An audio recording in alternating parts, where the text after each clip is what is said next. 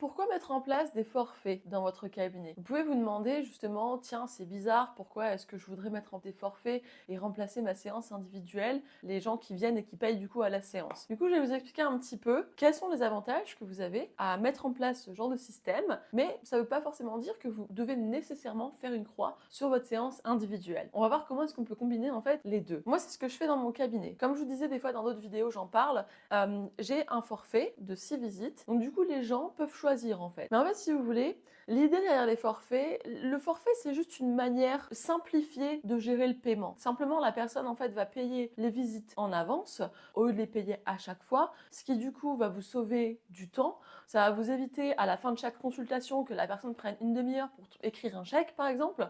Ça va vous éviter aussi beaucoup d'administratifs. Et puis voilà, ça va simplifier les choses, surtout si vous travaillez comme moi, seul, sans assistante. Pour vous dire, moi je travaille seule sans assistante depuis maintenant 8 mois. J'ai atteint des chiffres comme par exemple 60 patients par semaine.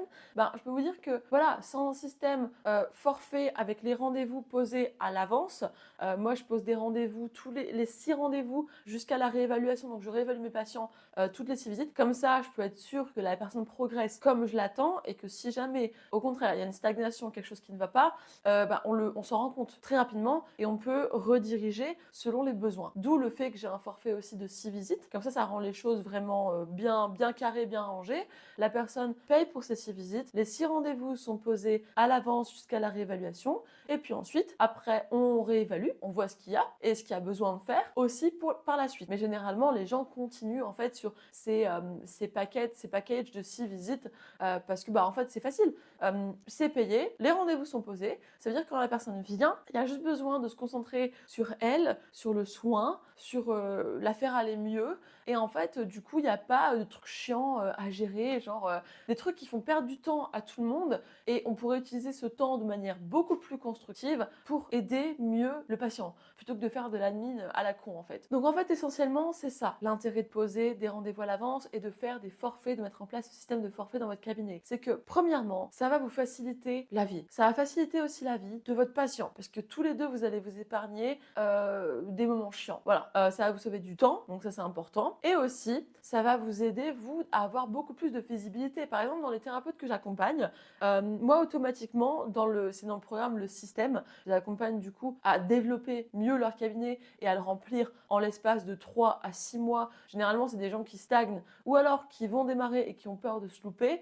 Et du coup, moi, je les aide en fait à remplir leur cabinet à 40, 50, 60 ou même 80 ou plus selon les objectifs de chacun. Et du coup, le truc, c'est que forcément, moi, ce que je leur dis, le premier truc à mettre en place, c'est des forfaits. Et dans tous les thérapeutes, à chaque fois, ce qui revient, c'est que forcément, eux ont beaucoup plus de visibilité. Vous imaginez bien entre dire à un patient, bon on repose un rendez-vous et puis finalement, ne pas le revoir après 1 ou 2 visites, et quelqu'un qui a posé ses 6 premières visites avec vous, donc vous avez finalement de la visibilité généralement sur 1 mois ou 1 mois et demi, ça fait une différence de dingue. J'ai une thérapeute par exemple qui stagnait à 20 patients par semaine depuis une quinzaine d'années. Elle, en l'espace de 3 semaines, après avoir rejoint le programme, elle avait une visibilité sur 1 mois qu'elle n'avait jamais eu. C'est-à-dire 4 semaines à l'avance, elle savait qu'elle avait déjà 15-20 rendez-vous posés 4 semaines à l'avance. Donc ce que je veux dire, c'est que vous, ça vous donne aussi un confort d'esprit, une tranquillité d'esprit de savoir à quoi vous attendre. Vous n'avez pas des mauvaises surprises, par exemple le lundi, de pas savoir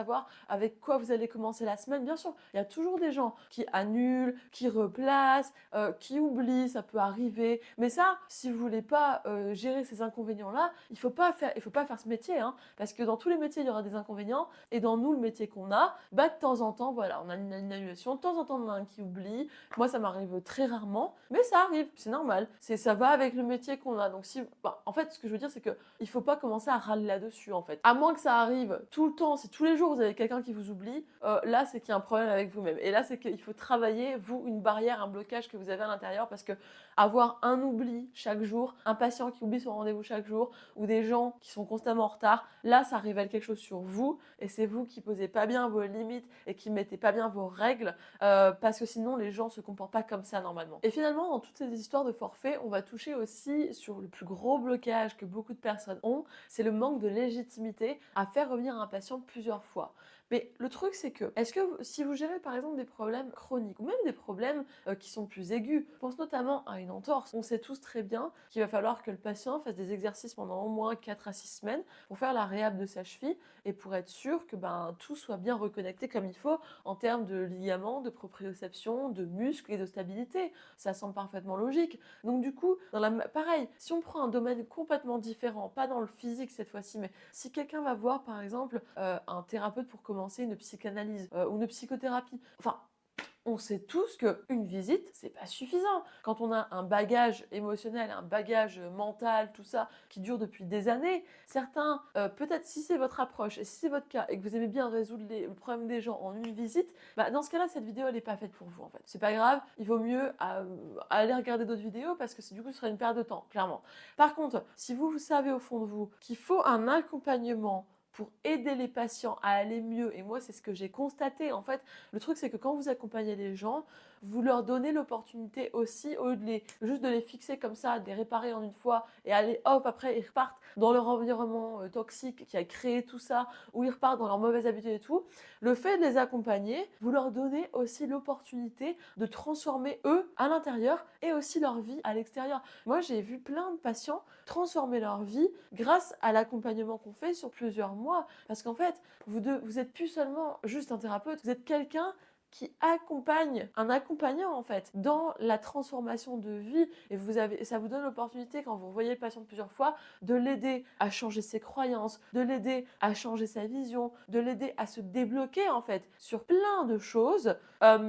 Vous n'auriez pas du tout eu ces opportunités-là si vous aviez vu la personne une ou deux fois. Là oui, vous auriez juste mis un pansement sur un bobo et puis hop, basta. Moi, c'est pas comme ça que j'aime travailler. Moi, j'aime bien aller en profondeur dans les gens. J'aime bien aller ça fait bizarre dit comme ça, en profondeur dans les gens. Oubliez, parce que c'est pas du tout comme ça que je voulais le dire. J'aime bien aller en profondeur dans les problématiques avec lesquelles les patients arrivent en cabinet. Parce que très souvent, quand il y a un problème d'épaule, un problème de dos, un problème de truc, quand je vais creuser un peu, je me rends compte qu'en fait, il y a bien plus que ce problème-là à régler. Et du coup, c'est génial parce qu'en fait, je peux pas dire le nombre de fois où j'ai quelqu'un qui arrive en cabinet. Les patients qui arrivent dans mon cab, ils savent déjà que j'ai une approche qui est un petit peu en dehors du standard, en dehors de la normale. Ils savent qu'ils vont pas voir généralement un chiropracteur qui fait boum boum et allez hop, c'est réglé, basta. Moi, je vais beaucoup aussi chercher dans le passé, dans ce qui a eu laissé le corps s'exprimer, les mémoires en fait, les mémoires des cellules, les mémoires émotionnelles. Par exemple, typiquement, ça m'arrive très souvent,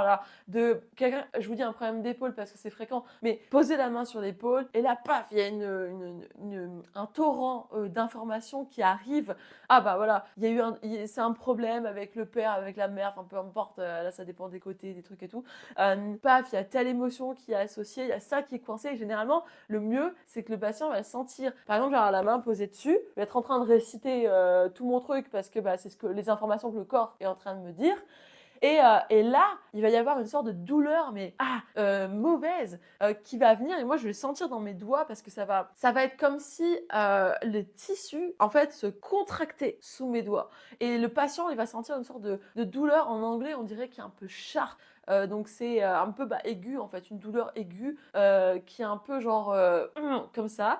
Et du coup, plus on va parler, plus on va, en fait, c'est, si vous voulez un peu un point de référence, allez lire les livres de Roger Fiametti. C'est une des personnes, c'est un ostéopathe, une des personnes qui m'a le plus inspiré et un de mes mentors utilise énormément, se repose beaucoup sur son système.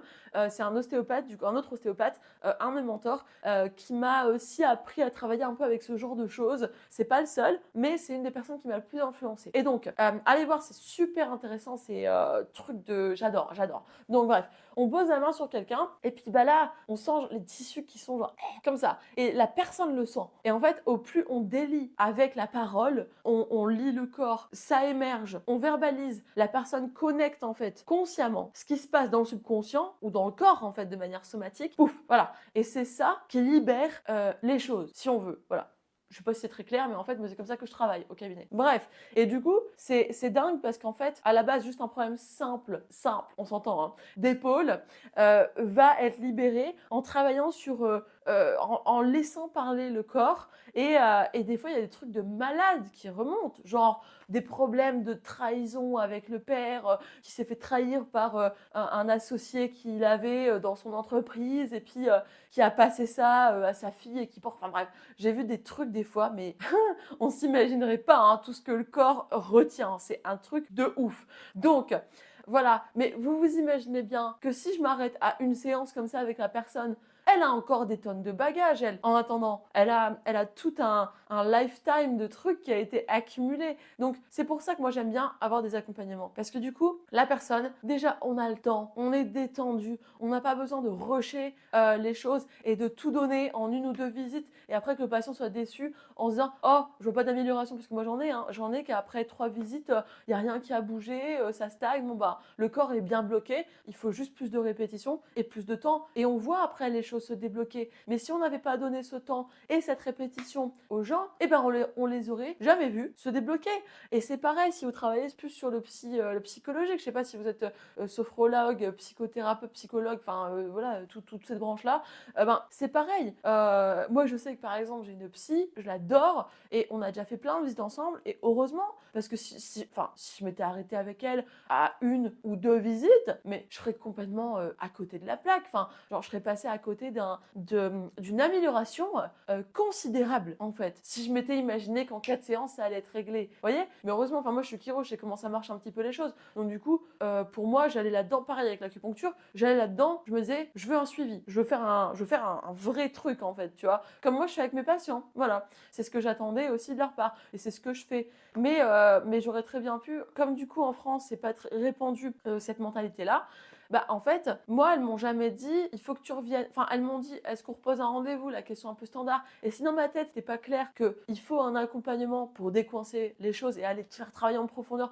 pour vraiment créer une transformation chez le patient, bah en fait, si j'étais un patient lambda qui juste ne sait pas, parce que bah il sait pas, la personne c'est pas son métier, hein, bah du coup, je me serais arrêtée peut-être à 4 séances. Et puis, bah, c'est dommage parce que je serais passée à côté de toute l'amélioration et de toute la transformation que là, j'ai eu jusqu'à maintenant et que j'ai bien l'intention de continuer à avoir en allant continuer à consulter ces deux personnes-là. Vous voyez ce que je veux dire? En fait, quand vous avez ce mindset-là et que c'est clair dans votre tête que les transformations demandent du temps et de la répétition, comme toute transformation, si vous allez à la salle de sport pour transformer votre corps et devenir bien fit comme il faut et bien gaulé, ben, vous n'allez pas le faire en une ou deux séances. Logique, voilà. Si vous entamez un régime, c'est pas en mangeant bien une ou deux fois que vous allez perdre du gras. Bah non, c'est tout un suivi qu'il faut. Ben voilà. Et ben si c'est ça que vous avez envie, si ça vous parle, comme moi ça me parle, vous voyez, je suis assez passionnée par ce sujet-là. Parce que ça me botte en fait. Je vois les transformations, tout ce que je vous dis, tout ce que je vous raconte, c'est vrai. Je le vois en cabinet tous les jours. C'est un truc de ouf. Donc du coup, si ça vous parle, autant que à moi ça me parle, et ben mettez-le en place dans votre cabinet. Et pour ça, si vous voulez en savoir plus, je vous ai fait une vidéo où j'explique exactement comment moi j'ai construit mon câble. Vous avez juste à cliquer sur le lien en dessous. Sinon, allez explorer les autres vidéos que j'ai fait sur la chaîne où je parle un peu de tous ces sujets-là. Vous allez voir, il y a déjà plein de ressources super intéressantes juste là, ici sur cette chaîne-là.